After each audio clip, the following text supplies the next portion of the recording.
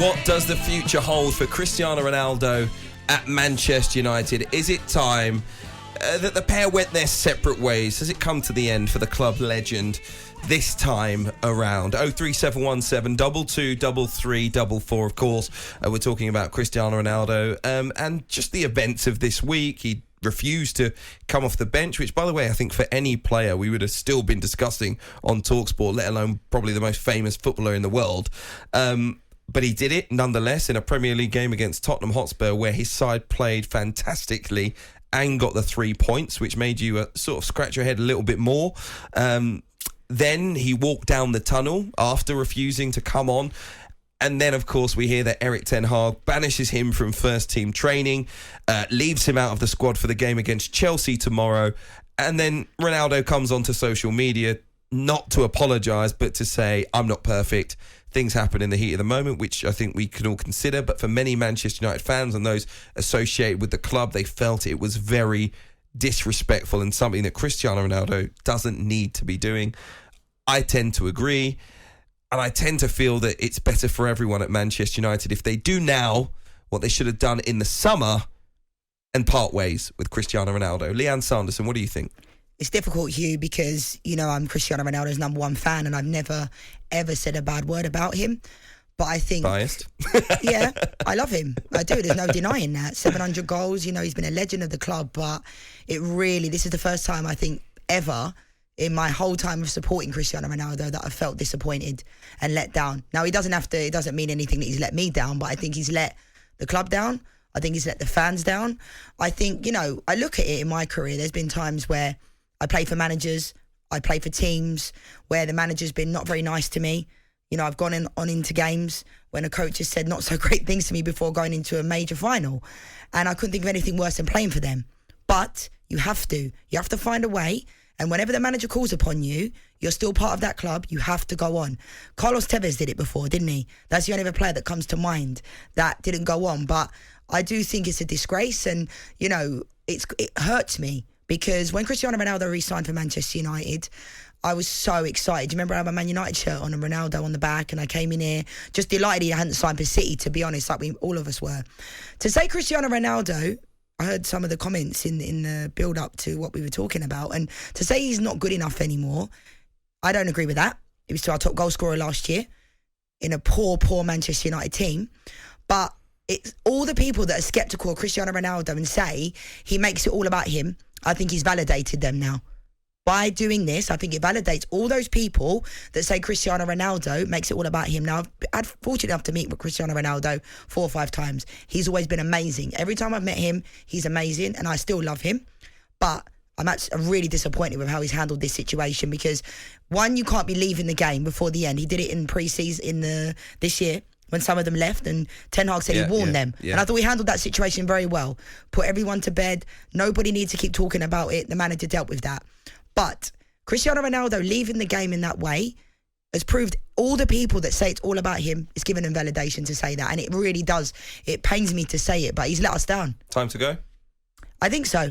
But I think it has to be amicable in the sense it's amicable. It can be. But it doesn't have to be. No, but I think it needs to be put to bed, Hugh. I think we're going to be... everything Ronaldo does is always... If he misses a chance and he wails his arms, people say, oh my God, what's he doing? If Rashford does it, no one says what's he doing. It is always about Cristiano Ronaldo because he is one of the greatest ever footballers. But right now, I've been in a situation before when I was at Juventus. I had a 2-year contract. I left my contract 6 months earlier because I wasn't happy. You know, I wasn't getting along. It felt toxic and I didn't enjoy my time there in the end. Grateful for the club signing me when I was injured, but at the same time, you know when it's run its course. Right now, it only seems like it's going to get worse. Could it potentially have got better if he would have apologised? To a certain degree. Yeah. But I agree. I think Martin Keown said in the bit there in the audio that, you know, get behind the team. At least fake it till you make it, no? No? I've been there before where I put on social media, good luck to the team, hope we win. When I do hope we win, but I didn't feel good in myself. Yeah. But no one else needs to know that. And I think Cristiano Ronaldo has made this all about him. And that's what concerns me. That is what worries me and disappoints me. And I think I can't defend him anymore. I think he just wants to get out of the club, to be perfectly honest.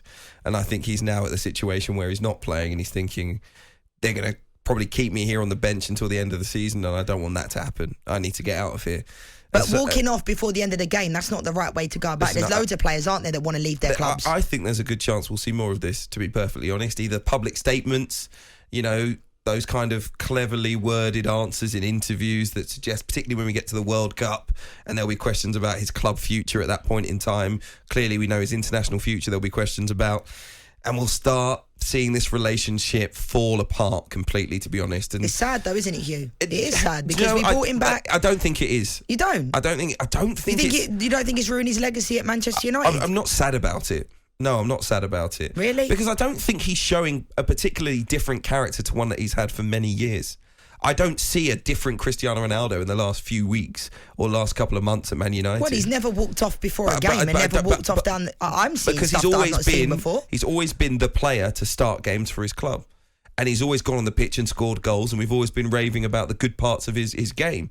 But in terms of his character, if you said to me when he was at Juventus, how would he react to being on the bench every week and not playing? I would have said he'll probably throw his toys out the pram. It's the same Cristiano Ronaldo, so it's the player that Manchester United signed. Let me give you some context here, though, right? Because I played for managers before where I've actually asked them, I know I'm performing better right now, but and I asked them, why? I went into the manager's office when I was younger and I said, why are you playing this player instead of me? And you know what he said? Because I know they won't kick off if they're on the bench. And that's a prime example of what I'm talking about. So some players, managers know, and that's when they're picking a squad, especially for the World Cup, going into these World Cup situations, they're going to pick players that might not necessarily be at the standard, but they're willing to be those people that will carry the water bottles to a certain degree. There is part of me that I truly think Manchester United need Cristiano Ronaldo in the long run over the course of this season, because he will score important goals for the club. But not in this way, right? We can't keep him in this way. But I just don't see him staying at the club to play 10, 15 minutes at the end of games when you got Marcus Rashford on the pitch, and we know the physical attributes that he's currently bringing to the team, and he's helping in that regard with his speed, his ability to burst in behind and stretch teams. And not score when he's supposed to. But ultimately, his finishing is nowhere near the level of Cristiano Ronaldo's, and so he's going to be looking at that and saying, I can't do all the pressing, but I thought strikers were meant to score goals. So, at this point in time, he's got an argument for wanting to be in the team. Manchester United and their results and their performances and what they're doing with Marcus Rashford in the team suggests they have an argument for Cristiano Ronaldo being on the bench. And that is why I just don't see I don't see this relationship coming back to being anything positive at this point in time. Kick off with Hugh Wozencroft, Tuesday to Thursday night, 7 till 10. On AM, on DAB, via the talkSPORT app and on your smart speaker. talkSPORT.